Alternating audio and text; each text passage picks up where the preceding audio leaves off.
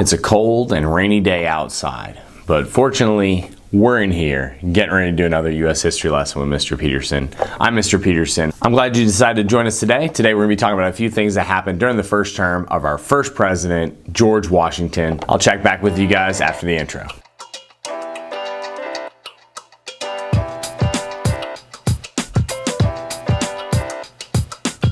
All right, we're catching back up with you guys here in the second lesson talking about President George Washington's term as president. If you missed our first lesson about George Washington's term, you can check that right here. But in today's lesson, we're going to be talking about a slightly different problem that plagued George Washington and the young American nation. And that problem was our reputation abroad. Now, if you remember back from the last lesson, we talked about all the different things that George Washington did in his first term as president. One of those things that he did was he established a cabinet. And you'll remember there were 4 different departments that were added to the executive branch when he did this. And one of those was the Department of State. And our Secretary of State, the first Secretary of State, was Thomas Jefferson. In today's lesson, you'll see that Thomas Jefferson and the Secretary of the Treasury, Alexander Hamilton, who've been going at it for some time now, are going to once again disagree, and George Washington is caught in the middle, has to make a decision, has to choose a side. Let's see what happens in this chapter of American history.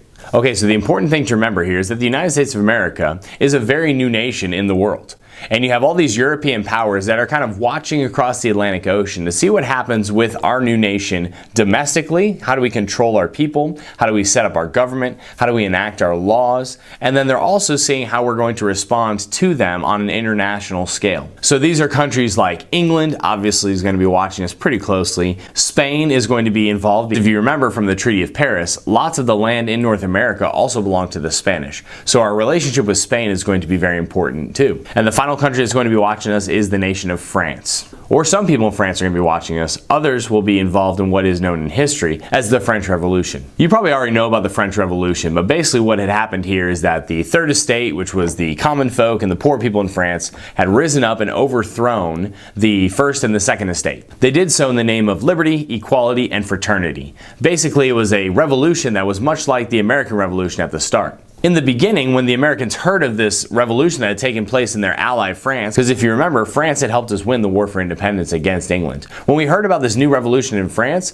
we actually were very excited. We cheered our brothers across the Atlantic Ocean that were fighting for the liberty of all men in their home country, overthrowing their own despotic tyrant. Our good friend from the War for Independence, Marquis de Lafayette, even sent George Washington a key to the Bastille Castle after the revolution had taken place. As I said, many Americans were keeping up with the French Revolution in the news because it was very similar to what we had just gone through as a nation. However, the French Revolution quickly descended into chaos. You had different rivaling factions. You had even more radical factions like the Jacobins that had taken over the French government, and France had pretty much turned into a bloodbath. Americans, for the most part, did not support this part of the French Revolution. That is to say, all of them except for Thomas Jefferson. So he is encouraging Washington to continue to support the French in their fight for freedom. However, you have men like Alexander Hamilton and other Federalists that are urging Washington to cut ties with France because this government that had been established in the Revolution was not the same government that had helped us out in the War for Independence. As he often did, Washington decided to heed Hamilton's advice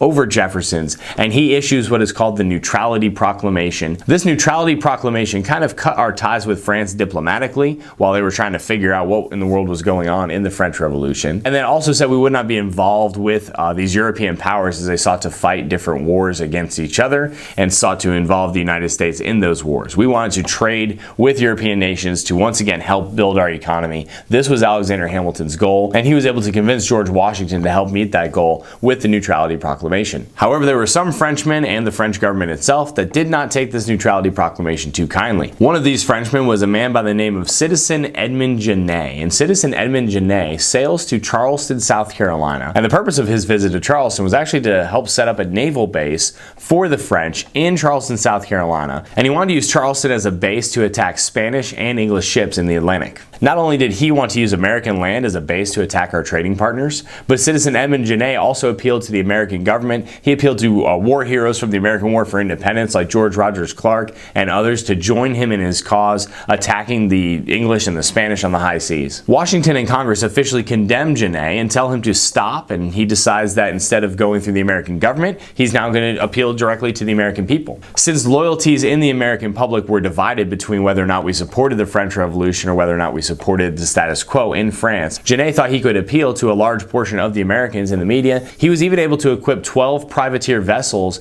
and get ready to attack the Spanish and the English in the name of France in the open waters. Eventually, Washington and Congress step in and they pass laws condemning any sort of foreign agent, whether he is representing his government or acting alone as an individual, from coming to our shores and stirring up anarchy in our midst and international problems. Genet was arrested, but he was not deported back to France since the new French government said that they would behead Genet as soon as he arrived. But this whole very strange situation with Citizen Genet showed our new nation that we were very much in danger of slipping into anarchy, much like things had happened in France. Okay, so any issues that we might have had with France were calmed for the time being, and we wouldn't really be involved with the French nation outside of trade for some time.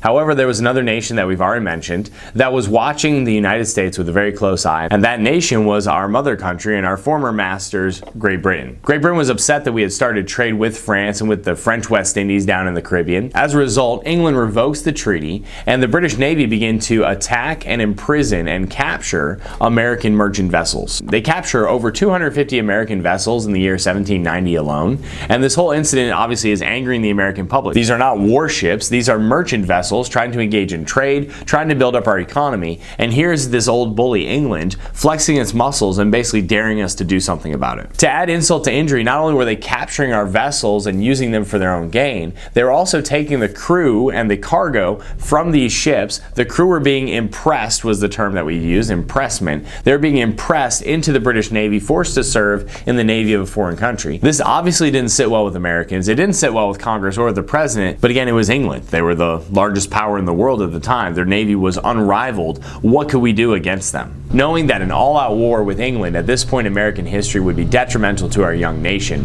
Washington decides that he is going to negotiate with the British in order to stop the policies of impressment and capturing our ships. So he sends his best negotiator, John Jay, over to England to negotiate a treaty. Remember, John Jay was the guy at the table during the Treaty of Paris, did a pretty good job there for the Americans. He again was at the negotiating table at other times, and things didn't go as well for him. So John Jay is eager to prove himself as a negotiator once again. However, he's in a very rough position from the start. How do you argue with the strongest country in the world and tell them to stop messing with you when you are ideologically allied and actually fought a war with one of England's greatest enemies, France? It was just a tough place to start from for John Jay. Okay, so let's look at the results of this treaty, and as you can see, they're going to be pretty one-sided. The first thing that John Jay agreed to with the British was to limit trade with the French. We didn't cut it out altogether, but we were only allowed to trade with the French West Indies as opposed to the European nation. The British, on the other hand, finally agreed to remove their troops from the forts in the western frontier.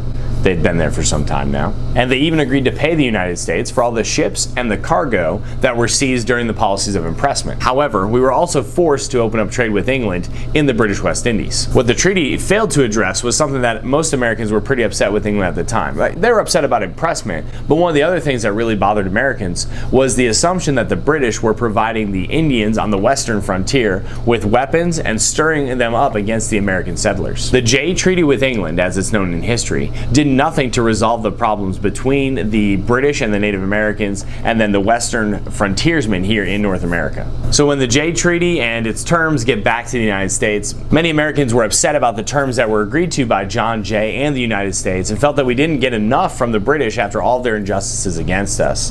However, the only other option was war with England, and we knew that that couldn't happen. So the Senate ratified the treaty. The House of Representatives, though, tried to block the treaty. However, George Washington said that if the Senate says it's good enough, that's good enough to pass. And really ever since then, this is an important precedent like we talked about in the last lesson. This is an important precedent that showed that if the Senate ratifies a treaty, it's enough to become a law here in the United States. George Washington enacts the treaty. The people of America are very upset with John Jay. They call him one of the worst traitors since Benedict Arnold. John Jay is quoted as saying basically that he could walk across America at nighttime lit by the burning effigies of himself. He was not a popular guy in the United States after the Jay Treaty went through. But don't worry, John Jay will be back and things will be okay for him. So just wait a little bit. All right, so the final thing we'll talk about today is our relationship with Spain at the time of George Washington's presidency. So the Treaty of Paris basically gave a lot of land to Spain here in North America. That land was adjacent to many of our claims in the westernmost part of our states and then in the frontier territories. Obviously, there were also Spanish actions against the American settlers that American settlers were not too happy about. And they started telling their state governors and eventually telling George Washington himself, they better deal with Spain or these western frontiersmen were going to take matters into their own hands. Well, Washington did not want his own people fighting a war against a foreign power without the backing of the federal government. We didn't want to get tangled up in Europe, if you remember the Proclamation of Neutrality or the Neutrality Proclamation. So what do? Well, we send another negotiator. No, not John Jay. He's going to sit this one out. No John Jay going to this treaty. People would not be happy if they knew John Jay was going to Spain. That would not be good. So they send another guy, South Carolinian, by the name of Thomas Pinckney. Thomas Pinckney leaves South Carolina, heads over to Spain. He's actually very successful and is able to secure with Spain what is known in history as, you guessed it, the Pinckney Treaty. And the Pinckney Treaty was a big hit with Americans, especially those in the south and western part of our country at this time. He was able to secure the right of deposit in the port of New Orleans. If you remember, that was a big deal back in another treaty that was negotiated by John Jay. So Pinckney's able to reverse a poor decision made by Jay that automatically made him popular in the eyes of many of the United States citizens. And the right of deposit was now able to be enacted in New Orleans. We were able to make more money and avoid some of the high tariffs that Spain was charging us to use that port city. Not only did the Pinckney Treaty secure the right of deposit in one of the greatest port cities in North America, it also established a very firm and clear boundary line at the 31st parallel, going across there at what is now the northern border of Florida, between the American states and frontier and the Spanish properties. Now there was a definite line. There was nothing to argue about. Anybody on either side of that line that was where they weren't supposed to be would be prosecuted by not only their government, but probably the government of the people they were encroaching upon. So unlike the Jay Treaty, the Pinckney Treaty becomes an instant success, and Thomas Pinckney becomes a huge hero in the eyes of the American Republic. Our relationship now with these European powers is amicable at best and standoffish at worst. However, we're able to avoid war early on with any of these nations, and that's good because we won't even be ready for war when we actually do go to war with England here in a few lessons. I hope you learned a little something today about George Washington's first and second term as president. I look forward to talking to you guys here in the next lesson. A bit of a shorter lesson here today, but it doesn't change my message here at the end. You should like the video. You should subscribe to Kingdom Lyceum. Turn on the notifications so you never miss a video. And I hope that you can be always learning. Talk to you later.